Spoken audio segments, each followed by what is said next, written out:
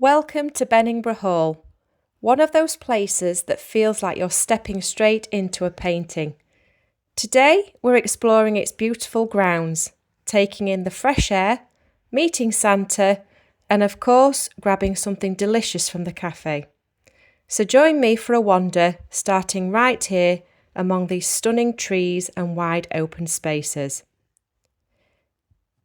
It doesn't matter how many times you visit, there's always something peaceful about these grounds. The crunch of the leaves, the little hidden paths, and the feeling that history is quietly sitting just behind the hedges, waiting for you to find it. The current hall was completed in 1716 by a York landowner, John Bushier, to replace his family's older Elizabethan manor. John Bushier had been on a grand tour to continental Europe, which inspired the architectural style. The house blends English and continental design ideas, giving Beningbrough a refined but grand feel.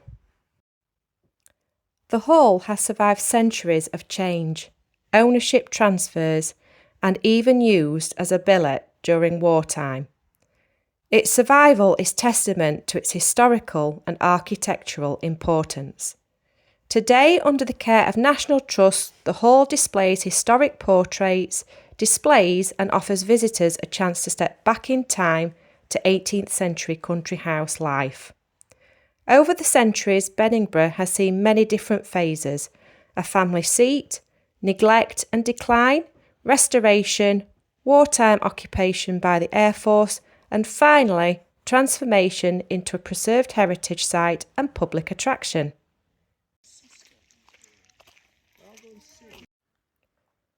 And there it is, Beningbrough Hall in all its glory. The front of the house always has that wow moment, like something straight from a period drama.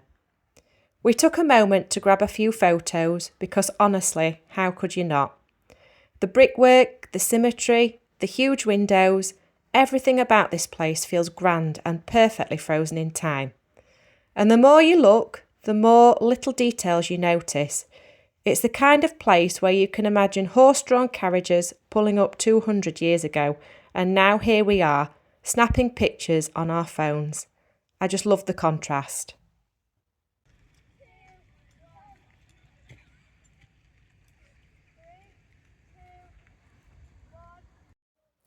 During the Second World War, Beningbrough Hall was requisitioned and used as a billet for aircrew from nearby RAF Linton-on-Ouse, and from 1943 onwards also for airmen from the Royal Canadian Air Force under Bomber Command. The hall was transformed drastically. It housed not only air and ground crew, but also domestic staff. Women from the Women's Auxiliary Air Force who worked as cooks, kitchen staff, stewards, drivers and more. Beningbrough Hall was given to the National Trust in 1958. It was transferred to the Trust by the Countess of Chesterfield, who had inherited the hall and chose to pass it on so it could be preserved and open to the public.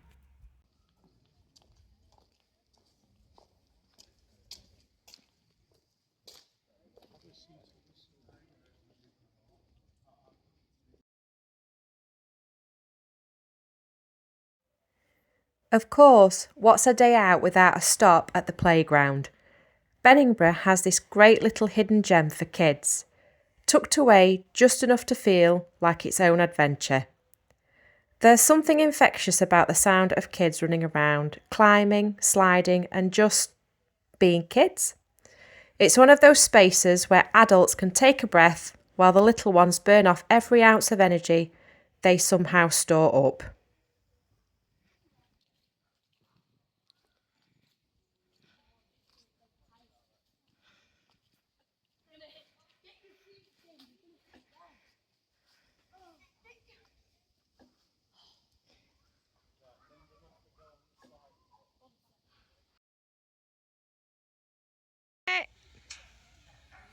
Whee! There's even a den building area with plenty of sticks.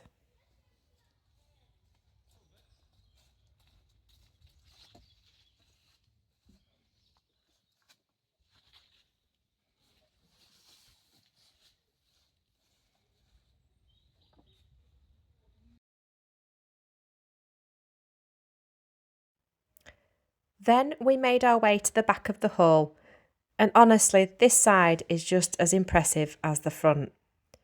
If the front feels grand, the back feels a bit more secretive, like the side that history forgot to tidy up.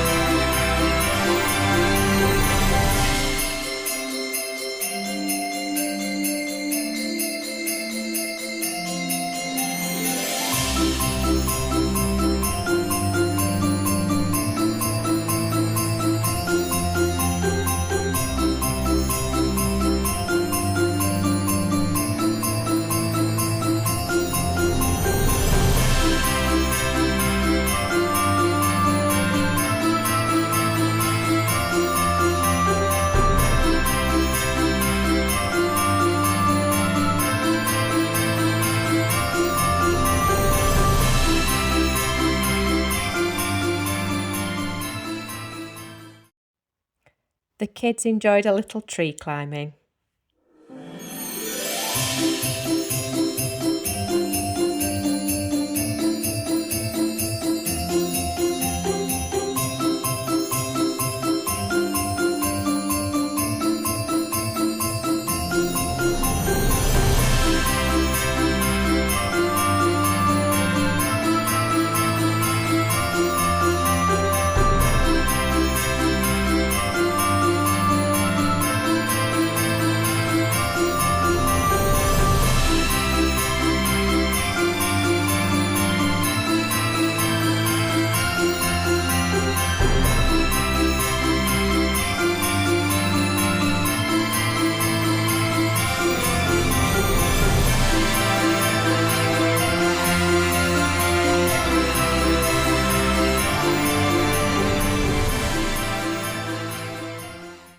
And yes, we did end up in some bushes. Look, every good adventure involves at least one moment where you're not entirely sure how you got there. But sometimes the best shots come from the places you don't plan to go. Plus, it wouldn't be one of our videos without a little bit of unintentional exploring.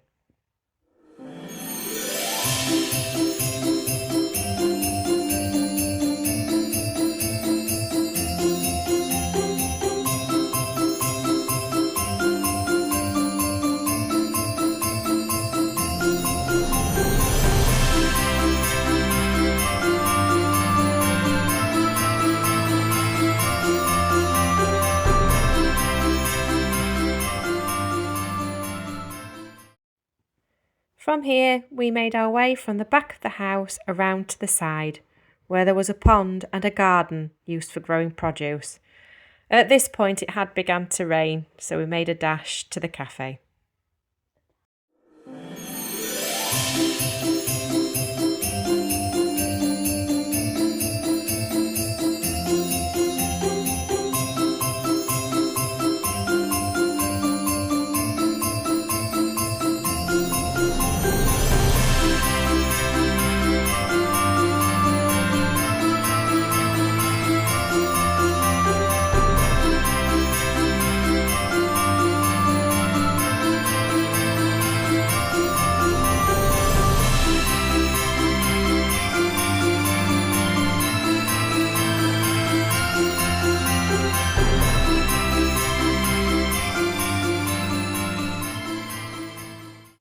After all that wandering, it was definitely time for a break. and the cafe at Beningbrough is always a cosy stop.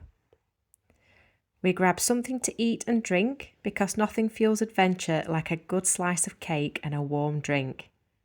There's just something perfect about sitting in a historic estate cafe, surrounded by the smell of coffee and the distant chatter of other visitors.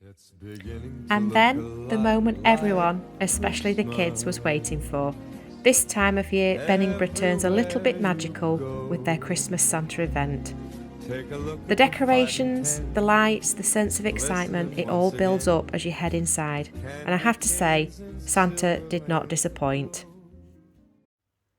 He had that perfect mix of jolly energy and calm warmth that makes kids' faces just light up. It's one of those little seasonal moments that reminds you why Christmas feels so special.